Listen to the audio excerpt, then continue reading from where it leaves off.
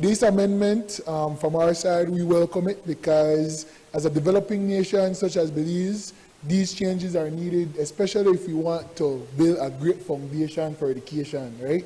We need to increase the captured audience that we can use through the education system to get them into schools. However, I would like the government to take into consideration various things before we move forward with this great effort. It needs to be pushed forward.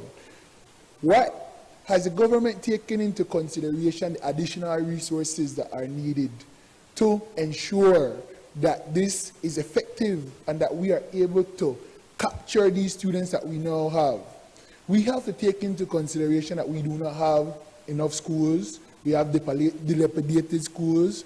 We do not have sufficient teachers. We need now new psychosocial support for these additional students that will be in these classrooms. We believe that moving the age from 14 to 16 is good. It's good for the country because we are looking at ensuring that more of our students or more of our population has a certain level of education that they can function well in society. And that is always a good thing because we want our people to be, educated. However, these things do come with setbacks. As a teacher of 38 years, I understand and I have seen where we have students who remain in our primary school system, for example, for longer than they should. So if we have that the primary school age would be 14, at 14 the child, we don't have to keep the child in school anymore. We do have a few students who are older than 14 in the primary school system.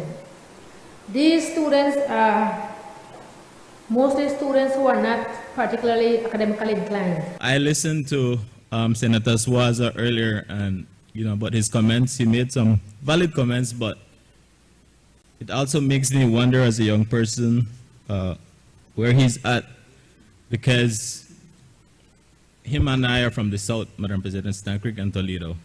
And just at his backyard, Madam President, if he would at least do his research before coming here to ask about these resources.